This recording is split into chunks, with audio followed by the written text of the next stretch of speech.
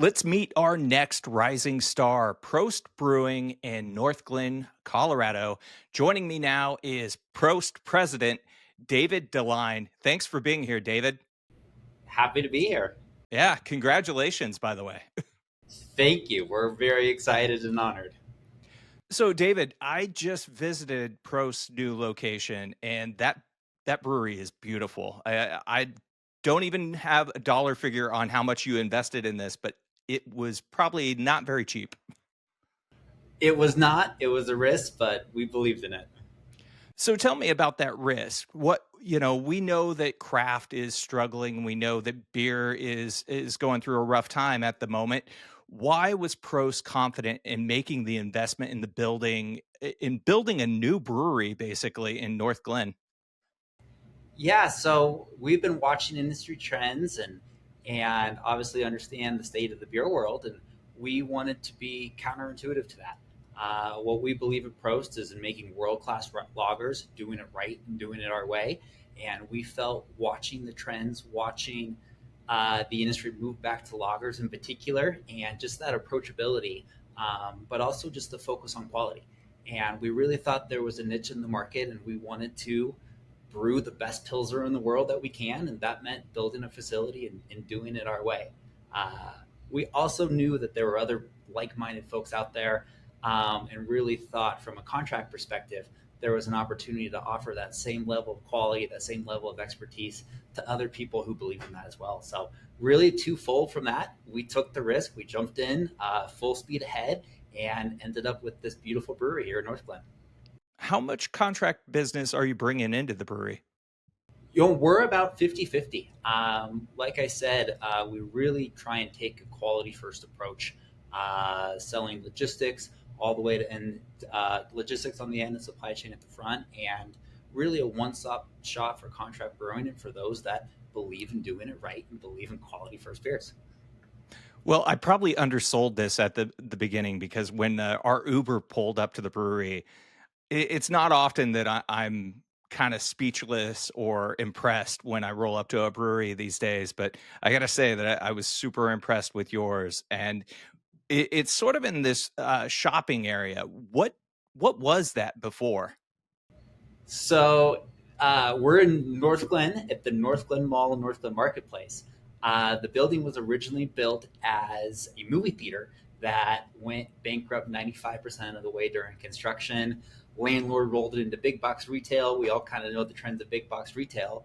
And then we found it. We had been looking for about 2, 3 years, but again, trying to be a little counter trend is we focus heavily on the retail side of our business with 4 operating beer gardens selling the experience of German beer here in Colorado.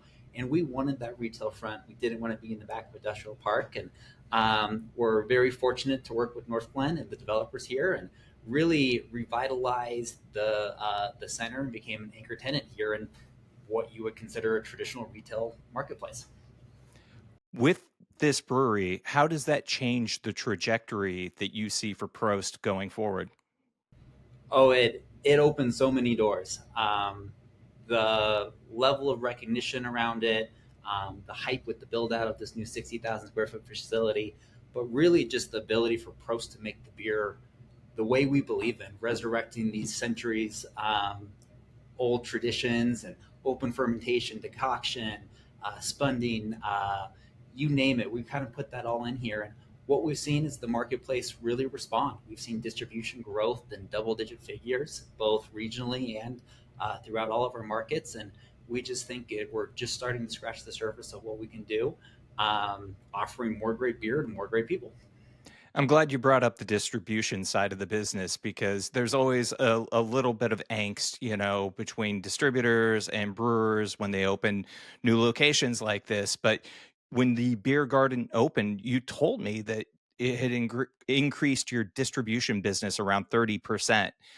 How has that held up? Or, are you still you're still pushing double digit growth in distribution following the opening? Yeah, so 2024 has been nothing but a success for pros. We opened this facility officially at the beginning of the year, started brewing in March, and pretty much immediately we saw a 30% distribution increase around the immediate vicinity. that trend has held throughout the year and even tracking in our projections going to next year. But we've also seen a double digit, around a 10% growth in our total distribution market here in Colorado and our surrounding states. So we still just think we're scratching the surface of what the potential is, and we're going to keep growing. Well, you mentioned scratching the surface. So, what do you see as the biggest opportunity ahead for Prost? Frankly, I think it's just staying Prost. It's doubling down on who we are. It's continuing to make great beers the way we like it. And it's just leaning into our German heritage and making these lagers and getting them in front of more people. I really think offering those in the full experience in our beer garden is such a great way to connect with the consumers these days. It allows us to touch and feel. So we're investing heavily on growing that network, hopefully with 2 to 3 new stores in the next couple of years. But also the contract side. Like I said, it's 50% of our business model. And I think there's less stigmatism in the industry about contract being offered. And so with all these new products coming downstream, we can do it all here at Prost. And we're gonna keep selling and looking to max out this new beautiful facility. For the Prost brand, which products and channels do you believe are providing that big opportunity for you? Well, at Prost, we focus on exclusively German style, so we're pretty tight knit. We're not very diverse in what we offer. Again, I think it's just doubling down on who we are and that focus on lagers and high quality. But from a sales perspective, Pilsner is our flagship brand. It's what we all love to drink here at Prost. It's what we sell 40% of in the market and distribution, and we're just doubling back down on that. Um, On premise is a channel where we focus very heavily on here in Denver, and we have above average sales, but also our internal distribution and our beer garden network as well. Well, you're hitting it at a right time because there is such a lager push going on right now in the industry. Right, right. So there's a lager push, and we're so happy to be a part of it and have the reputation that we do. I also think another big area of growth on the contract side is NA and some of these non-traditional beer beverages. Here at Prost, we put in a full tunnel pasteurizer, and we've really seen success in selling that, and just looking forward to what the next opportunity is.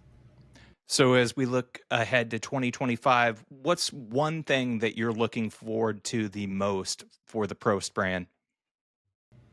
Being done with construction, does that count? How far away? You're never truly done at a brewery. We're always adding, we're always tinkering, but the bulk of the infrastructure, the install, the commissioning is behind us. And what I'm looking forward to the most is truly making beers the Prost way. We took a pretty innovative, unproven approach in our process, from endosperm mashing, open fermentation, lagering, spunding, um, really, you name it. There's not a lot of breweries doing what we're doing around the US. And so I'm excited to have the opening, the install behind us, and just getting back to basics and getting some world class beer in front of our fans. Well, congratulations again and best of luck next year. Thank you so much. We're looking forward to it.